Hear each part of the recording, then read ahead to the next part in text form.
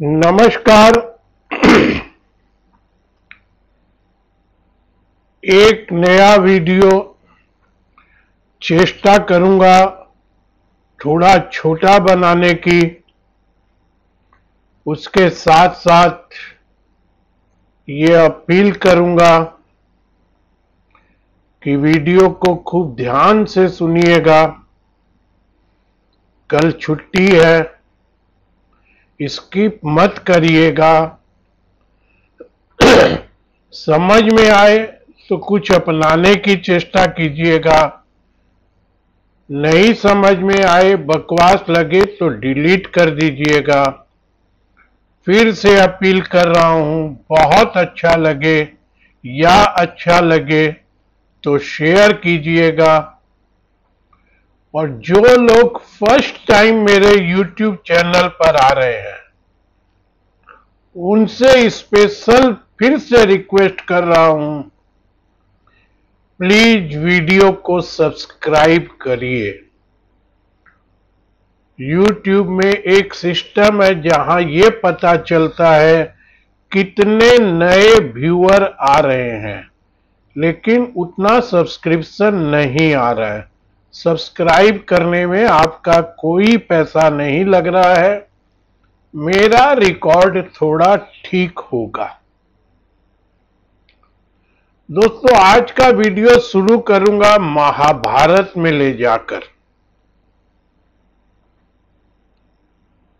महाभारत में दो पात्र थे, इंग्लिश में जिसको बोलते हैं दो कैरेक्टर थे। एक था अभिमन्यु, एक था कर्ण। इन दोनों को लेकर इनकी जो महाभारत में जो इनके साथ हुआ उसको आप अपने बाजार के ऊपर कैसे लेंगे वो थोड़ा सा आपके सामने रख रहा हूं, अपने अपने समझ से लीजिएगा। नहीं तो फिर यही बोल रहा हूं, विचार मत कीजिएगा। सैकड़ों नहीं लाखों YouTube भरे हुए हैं, लाखों ट्विटर भरे हुए हैं, लाखों इंस्टाग्राम और टेलीग्राम भरे हुए हैं, जहां आपको ये हेडलाइन मिल जाएगी, निफ्टी का बॉटम बन गया, ये ओवरसोल्ड हो गया, ये इस एवरेज के नीचे, ये उस एवरेज के ऊपर, फलाने ने ये कह दिया, ढिमकाने ने ये कह दिया। सिर्फ एक उदाहरण देके महाभारत में चलता हूं।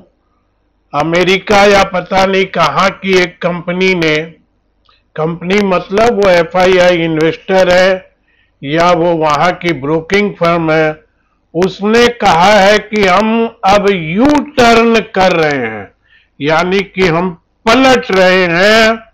हमने कहा था हम हमारा सारा पैसा चाइना में ले जाएंगे, लेकिन नो,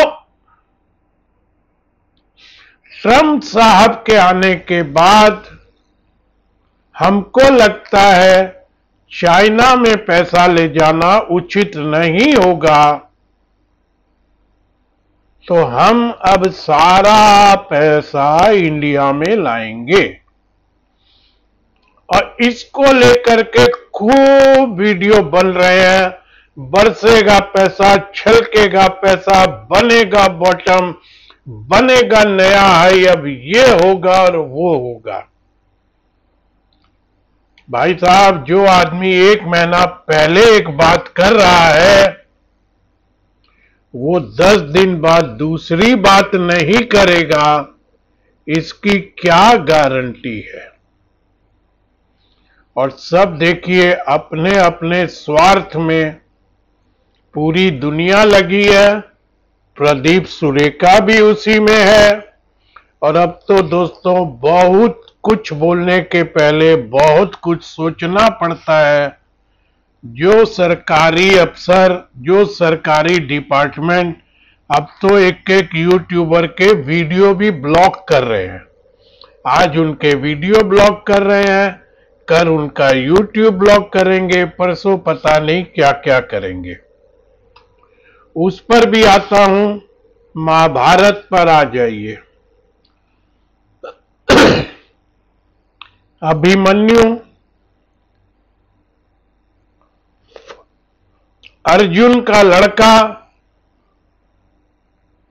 मां के गर्भ में ही चक्रव्यूह की बातें सुनता था।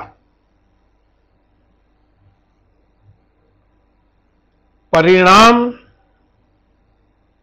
बहुत हिम्मत करके चक्रव्यूह में घुस गया। उसका परिणाम आपके हमारे सामने है।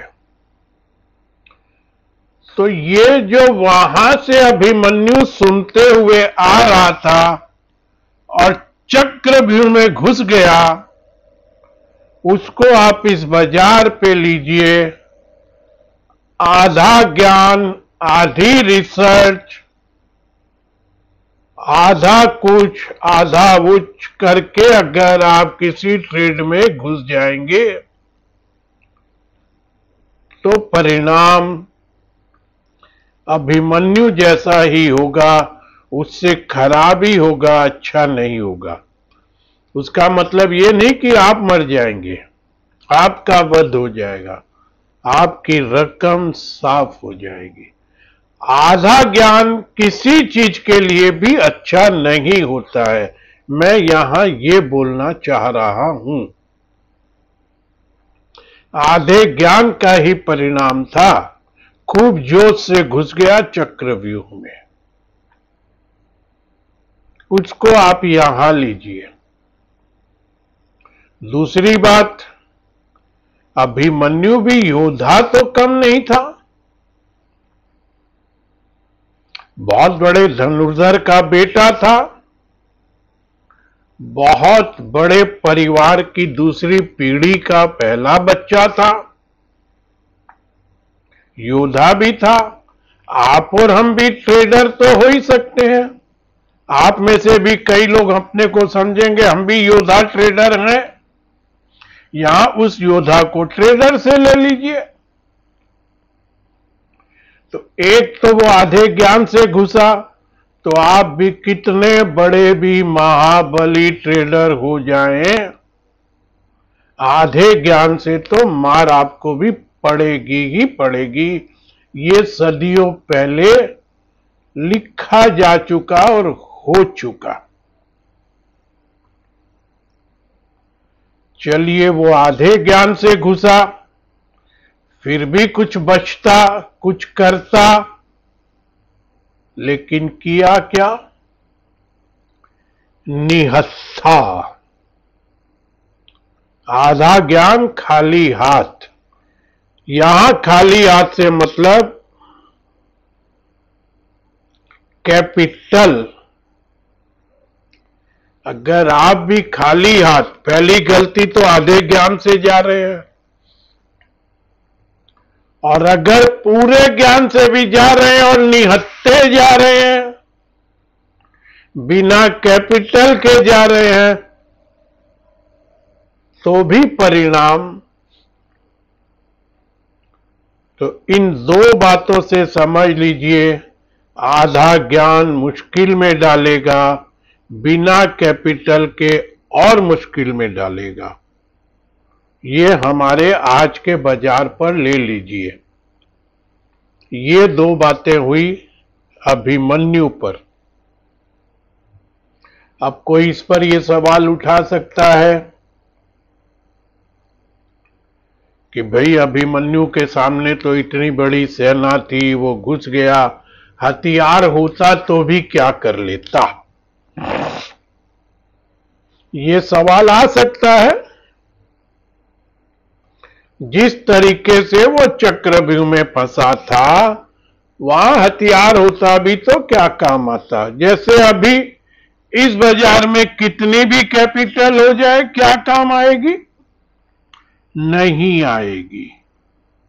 ये सवाल का जवाब भी ठीक है, लेकिन फिर भी हथियार तो जरूरी है युद्ध में लड़ने के लिए।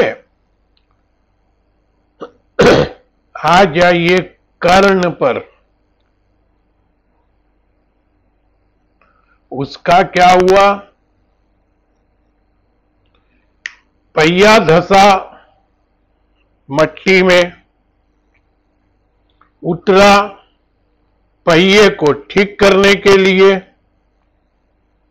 उसी समय इशारा हुआ, ठोक दो।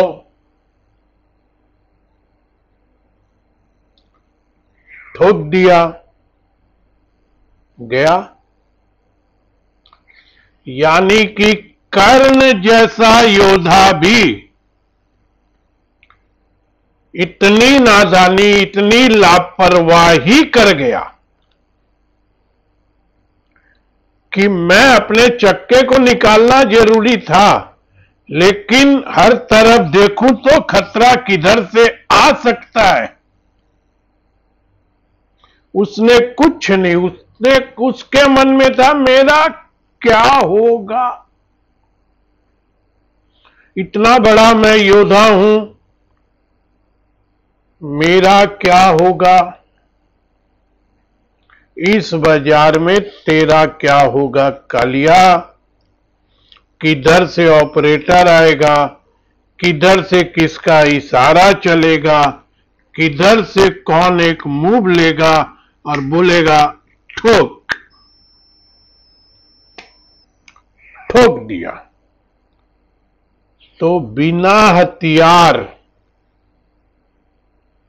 लापरवाही भी अगर आप कर गए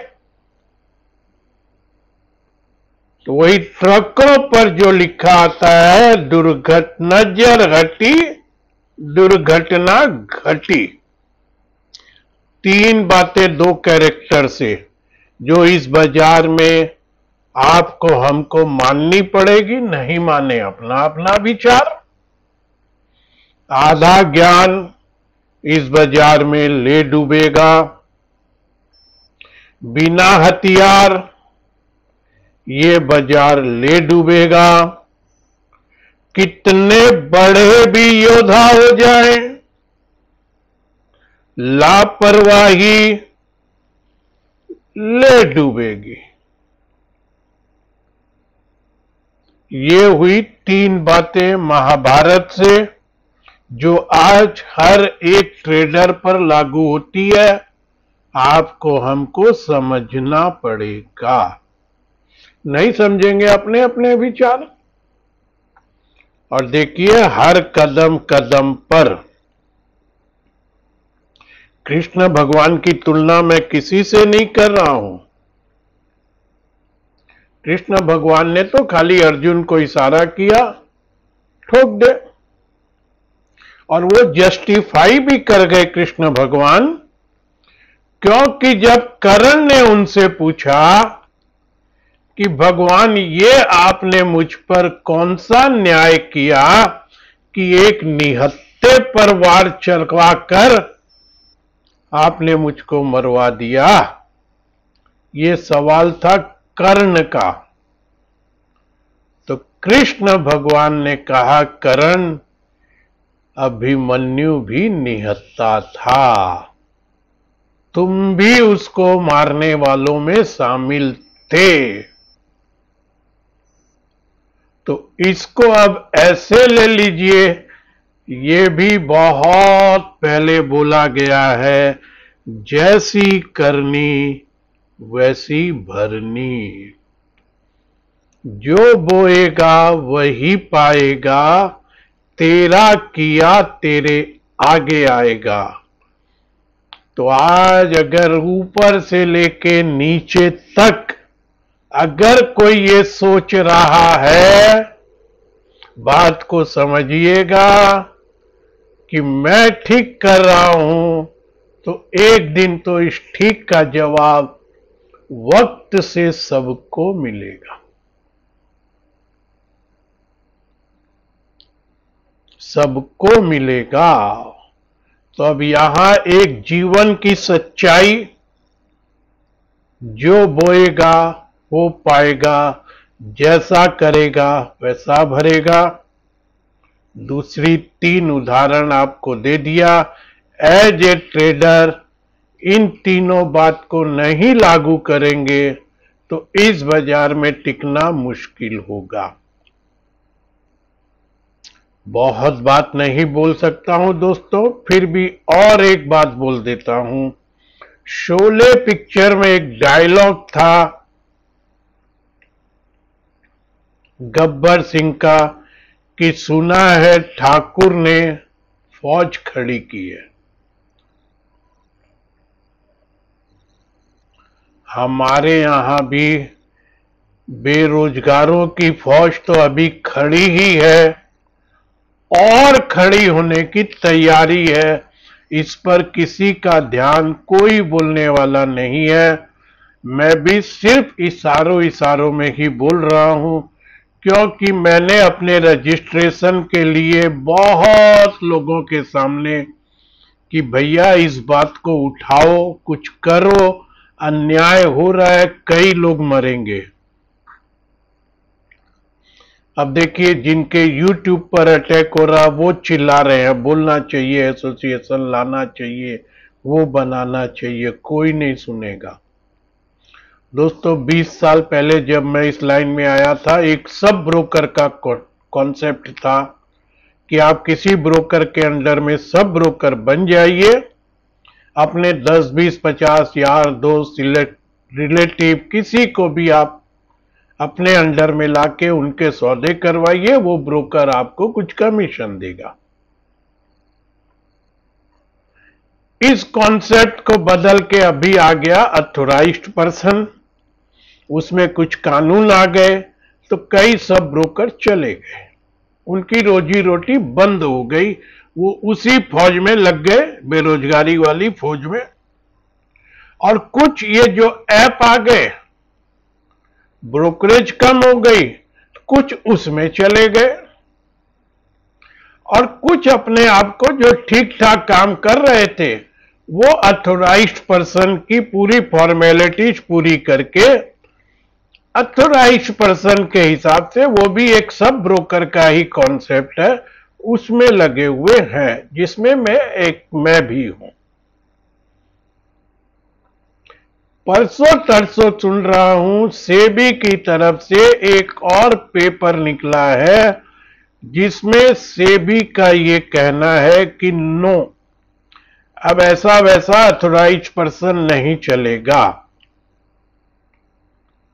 अब जो ऑथराइज्ड पर्सन बन के रहना चाहेगा उसके पास 10 साल का एक्सपीरियंस या 10वीं की डिग्री होनी चाहिए, या ग्रेजुएशन का डिग्री और कोई और एक एक्सपीरियंस होना चाहिए, और उसको हर 6 महीने में एक एग्जाम पास करते रहना पड़ेगा। ये तो हो गई पढ़ाई की बातें, यानी कि फिर प्रदीप सुरेखा जैसे को फिर आप 67 साल में फिर इन्हीं एग्जाम में उलझा दीजिए। अभी तो कोई तरीके से रजिस्ट्रेशन लिया, इनके कंप्लायंस से मुक्ति मिलेगी नहीं कि आप डाल दीजिए इसमें अब भी जो ऑथराइज्ड पर्सन है कईयों की वाट लग जाएगी, और वो भी उसी फौज में जाके खड़े हो जाएंगे जो सरकार ने बनाई है। और इन सब से भी बड़ी बात जो है, एपी बनने के लिए 5 लाख रुपया डिपॉजिट देना पड़ेगा। कोई इस पर नहीं सोचेगा कि एक छोटा सा, मैं बैठा हूं, मेरे पास 40, 50, 60, 70 क्लाइंट होंगे, ऑफिशियल मेरा एड्रेस है,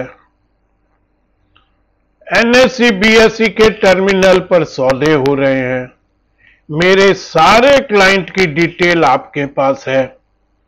अब मैं क्या गड़बड़ कर दूंगा? क्लाइंट जो शेयर खरीद रहा है, ब्रोकर उसके डायरेक्ट डीमैट में भेज रहा है। क्लाइंट का पैसा क्रेडिट हो रहा है, ब्रोकर डायरेक्ट उसके अकाउंट में भेज रहा है। क्लाइंट का पैसा डेबिट होने के पहले ब्रोकर सौदा ही नहीं करने देता है। तो इसमें अब क्या है? तो ये सारी बातों में एक फौज बेरोजगारों की लाइन में और खड़ी हो जाएगी, कोई बोलने वाला नहीं होगा। और अब तो देखिए, और सिर्फ एपी खराब नहीं होंगे, इसमें कई ब्रोकरों का धंधा खत्म हो जाएगा। आज मेरे ब्रोकर के मान लीजिए 100 एपी होंगे, तो मैं जानता हूं कम से कम उसके 25-30 एपी तो साइड हो जाएंगे, गया उसका तो धंधा। ऐसे कईयों के जाएंगे, कई ब्रोकरों के खत्म होंगे। हम किसी को रोजगार कैसे दे सकते हैं उस पर नहीं सोचना है, हम किसी का रोजगार कैसे बंद कर सकते हैं उस पर सोचना है। अब सोचिए, आप लोग निर्णय लीजिएगा कि ये हो गया तो कितना उचित। मैं तो हाथ जोड़ दूंगा। मैं न तो 5 लाख रुपया दे पाऊंगा,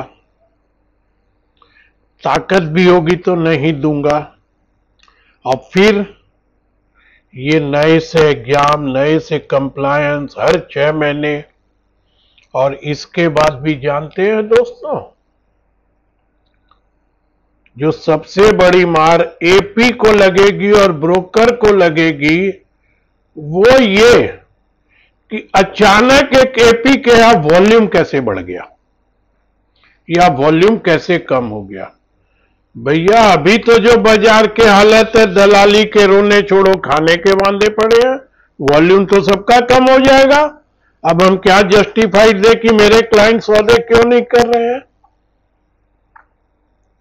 और कल बाजार में तेजी हुई, मेरे 5 क्लाइंट कहीं से 10 लाख 20 लाख 50 लाख जुगाड़ करके लाए, अब मेरे यहां सौदा मार दिए, वॉल्यूम बढ़ गया।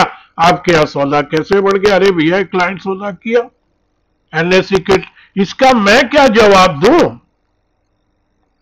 इसका भी जस्टिफिकेशन कि ये वॉल्यूम क्यों बढ़ा। वॉल्यूम बढ़ जाएगा, क्लाइंट ने किया, तब फिर क्लाइंट के पास जाएंगे, क्लाइंट बोलेगा सुरेखा जी आपके यहां सौदा करके ये इतना झमेला हटाओ, साले हम तो फिर फलाने के यहां चले जाते हैं, ऐप में चले जाते हैं। तो ये देखिए, जो मैं बोलता हूं ना, हमारे देश में नो, ये नहीं कर सकते, ये नहीं कर सकते, ये नहीं कर सकते।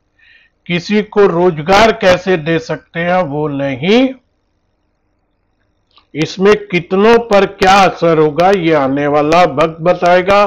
बहुत हिम्मत करके ये बात बोला हूं, नहीं तो आजकल तो बोलने में भी डर लगता है। और ये जस्ट जेन्युइन बात किया हूं, सेबी का ऑर्डिनेंस आ रहा है, मेरे विचार है, मेरे को लगता है बेरोजगारी बढ़ेगी।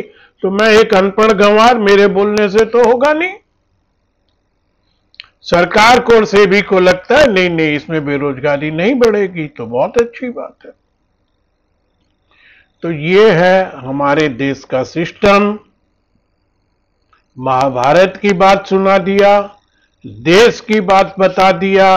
आपके भी कोई जान पहचान, ऊपर नीचे आगे पीछे कोई एपी है तो उसकी खोज खबर ले लीजिएगा। उस बेचारे का क्या होगा जरा समझ लीजिएगा। और आप में से कोई है तो भी इस बात को समझ लीजिएगा। अब आ जाइए दोस्तों बाजार पर। मैंने कह दिया था 23,800 टूटने के बाद 400-500 पॉइंट और जा सकते हैं। 300-350 पॉइंट हम गिर गए। क्या खतरा टल गया? बाजार उस एफआईआई के कहने से क्या डॉलर बरसेंगे? कल से ही बाजार यू टर्न कर जाएगा? कुछ भी बात मैं नहीं बता रहा हूं। मैं एक टेक्निकल एनालिस्ट हूं, टेक्निकल लेवल पर आप लोगों को समझाता हूं। बाकी बहुत सी बातें हनुमान सर के आशीर्वाद से कम पढ़ा लिखा होने के बाद भी समझता हूं।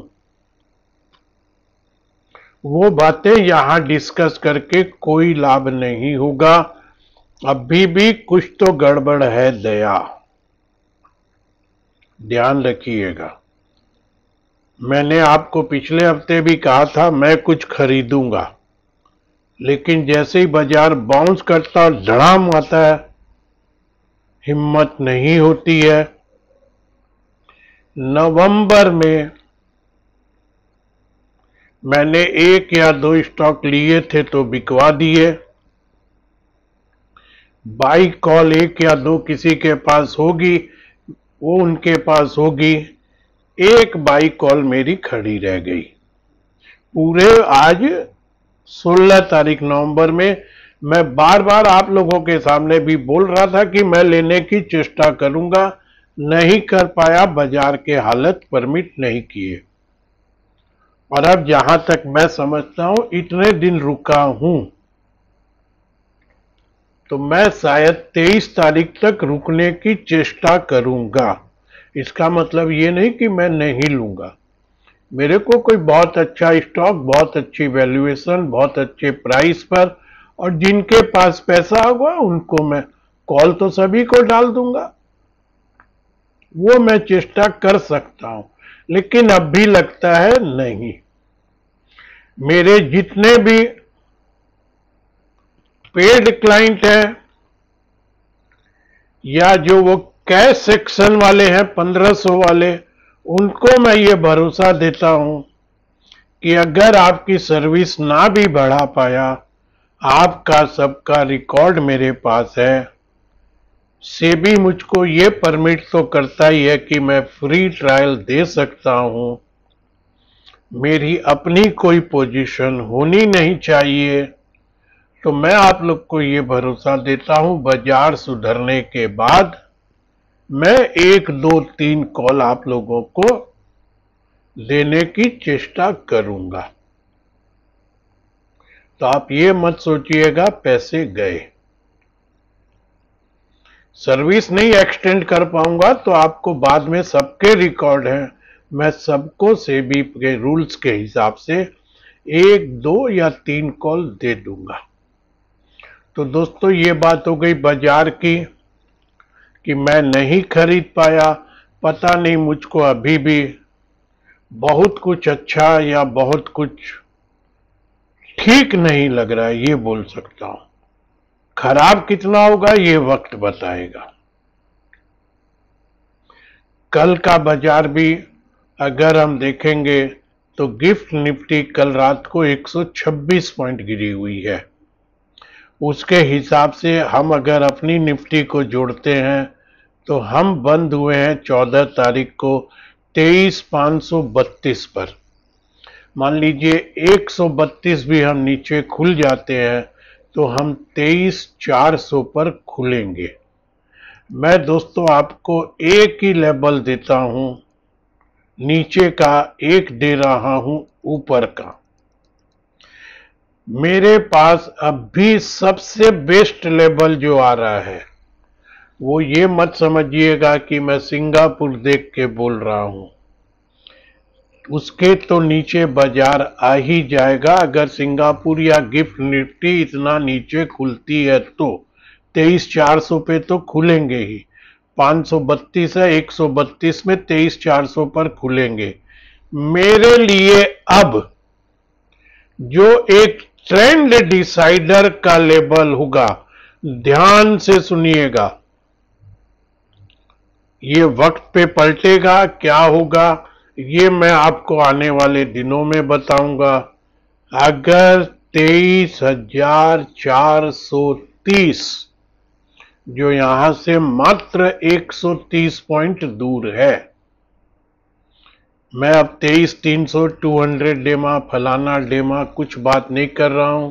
अपने हिसाब से अपनी जो मेरी स्टडी है उसके हिसाब से बात कर रहा हूं कि अगर 23,430 के नीचे नीचे निफ्टी टिकना शुरू कर जाती है तो ये करेक्शन और गहरा हो सकता है।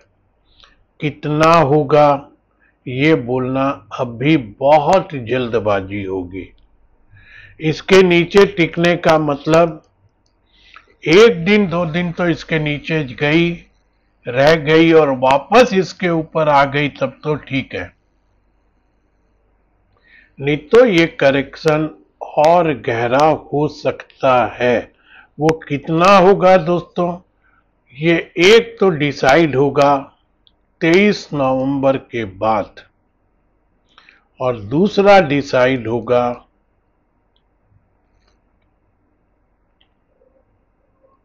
दिसंबर में आरबीआई की पॉलिसी के बाद। मेरे को एक डर लग रहा है, घटाने की बात तो छोड़ दीजिए, आरबीआई कहीं बढ़ाने की बात ना कर दे जिस तरीके से इन्फ्लेशन आया है। तो मैं बहुत ज्यादा आपको नहीं इसके नीचे की बात कर रहा हूं, 23,430 का एक फिगर आपको दे रहा हूं। इससे भी ज्यादा, और अभी मैं वीकली चार्ट को सामने रखता हूं, तो दोस्तों जो 4 जून के बाद वाला हफ्ता था, यानी कि 14 जून वाला हफ्ता, उसका लो है 23,200। 4 जून की डेट आपको याद होगी, लोकसभा इलेक्शन। 23,200 ये उसके बाद वाले हफ्ते का लो है, 14 जून का। और उसी के आसपास संयोग से, मैं जनरली ये बातें करता नहीं हूं, लेकिन आप सबका ध्यान के लिए और थोड़ा आपका कॉन्फिडेंस आ जाए, आएगा नहीं आएगा नहीं मालूम, संयोग से वहीं पर 50 वीक मूविंग एवरेज टकरा रहा है 23,200 के आसपास। तो दोस्तों अब आप समझ लीजिए, 23,430 और 23,224 पर अब भी है वीकली 50, और उस दिन का लो है 23,206। तो आप 23,200, 23,250 ये टूटने के बाद इसके नीचे नीचे अगर हम चलना शुरू करते हैं तो शायद हम सब लोगों के लिए मुश्किल आने वाले दिनों में बढ़ सकती है। कितनी बढ़ेगी नहीं मालूम। हम अभी भी चार्ट पर बहुत जबरदस्त तरीके से ओवरसोल्ड है, लेकिन जैसा मैं कहता हूं, ओवरसोल्ड का मतलब बाजार यहीं से घूमेगा ये नहीं हो सकता है। हमारे पास एक उम्मीद बाउंस की हम कर सकते हैं, तो ओवरसोल्ड है वीकली डेली दोनों पर। दूसरा हमारे पास एक हल्का सा किरण जो दिख रहा है, एफआईआई की सेलिंग जो है वो बहुत कम है। पिछले महीने में उन्होंने 1,14,000 15,000 करोड़ का माल बेचा है। इस बार तो उसका शायद उन्होंने 30% के आसपास भी नहीं बेचा आधे महीने में। अब बाद में उनका बढ़ जाए ये मैं कहना नहीं चाहता, कह नहीं पाऊंगा कि वो लोग क्या करेंगे। ऊपर के लिए दोस्तों मैं आपको एक ही बात बोल सकता हूं, जब तक निफ्टी 23,700 और 23,820, 825, 850, कुछ भी मान लीजिए, जब तक इसके ऊपर बहुत अच्छे से निफ्टी ट्रेवल नहीं करती है तब तक और हमको बाउंस की उम्मीद नहीं करनी चाहिए। ये आपको दो इंपॉर्टेंट लेवल दे रहा हूं, 23,430, 23,225, 23,206। राउंड फिगर अपने अपने से कर लीजिए, इसके नीचे तकलीफ बढ़ सकती है। ऊपर के फिगर आपको दे दिया 23,700, 23,800, 23,850 के ऊपर हम नहीं टिकते हैं तब तक और बाउंस की उम्मीद मत कीजिएगा। और अधिक बात बोल नहीं रहा हूं। सबको अपनी अपनी राय रखने का अधिकार है, सबको अपने अपने विचार रखने का अधिकार है। अब भी कोई भी आपको बोलेगा बहुत अच्छा वैल्यूएशन हो गया, पैसा लगाइए, आपके पास है, आपको समझ में आता है, जरूर लगाइए। कोई आपको बोलेगा फलाना एफआईआर यू टर्न कर दिया, बरसात होगी, आपको लगता है, जरूर लगाइए। 23,800 तक आते आते आपको ये भी सुनने मिल जाएगा कि बॉटम बन गया, आप वहां भी लगा सकते हैं। कंफर्मेशन आप लेना चाहें आपकी मर्जी, ना लेना चाहें आपकी मर्जी। कोई आपको ये भी बोल सकता है 23,200 टूटने के बाद तो गया, आश्चर्य मत कीजिएगा, 22,000 और उसके नीचे के टारगेट भी आ जाएं तो। ये 50 वीक मूविंग एवरेज की बातें अगले हफ्ते हर जगह होगी, हर जगह होगी। और वो टूटने के बाद शायद अब की बार 22,000, ये भी आपको सुनने मिल सकता है, दस्तूर है। 25,000 में अब की बार 27,000, 24,000 में अब की बार 22,000, ये नियम है। हर आदमी को अधिकार है, कोई यहाँ वैल्यूएशन बताएगा, कोई कुछ बताएगा। 23 तारीख के रिजल्ट के बाद और बहुत सी बातें आएंगी। कुछ लोग अभी आरबीआई को सलाह दे रहे हैं कि आप ब्याज रेट घटाइए, ग्रोथ बढ़ाइए। कुछ लोग सरकार को सलाह दे रहे हैं पब्लिक के हाथ में पैसा छोड़िए, पैसा नहीं है, कंजम्पशन नहीं है, पैसा दीजिए। सरकार के पास पैसे कहाँ है, इलेक्शन में ही सब कोई बांटने में लगा। सरकार तो सरकार, अपोजिशन वाले भी बांटने में लगे हैं। तो देखिए ये पैसे बटेंगे तो कंजम्पशन कितना बढ़ेगा, ये सब बहुत सी बातें हैं। मैं अभी भी जितना मेरी कमजोर आंखें, जितना मेरा दिमाग कम पढ़ा लिखा, मुझको लगता है कुछ तो गड़बड़ है दया, पर्दे के पीछे से अभी भी कुछ आना बाकी है। दोस्तों वीडियो बहुत लंबा हो गया, बोलने के फ्लो में छुट्टी में था, बैठा हूं, खूब समझ में आए आगे बढ़ाइएगा, नहीं समझ में आए, समझने का मन हो 2 बार सुनिएगा, और बकवास लगे तो डिलीट कर दीजिएगा। अच्छा लगे तो सब्सक्राइब, जो लोग पहली बार आ रहे हैं वो करिएगा। सबको अच्छा लगे तो लाइक भी कीजिएगा, तो कुछ हौसला बढ़े। लेकिन ये 3 बातें अभिमन्यु की 2, कर्ण की 2, आधा ज्ञान बिना हथियार, जैसा करेगा वैसा भरेगा। धन्यवाद दोस्तों। अब जरूरत तो नहीं है कि मैं सोमवार सुबह आऊं, फिर भी मैं कल बैठा बैठा सारे दिन इन्हीं सब में उलझा रहूंगा। कहां से क्या रिपोर्ट क्या आ रहा है, सुनता सबकी हूं, देखता सबकी हूं, समझता अपने मतलब की हूं, नहीं तो उड़ा देता हूं। तो देखता हूं, बहुत जरूरी होगा सोमवार सुबह गिफ्ट निफ्टी देख करके आपके सामने आऊंगा, नहीं तो मंगलवार को आऊंगा। धन्यवाद।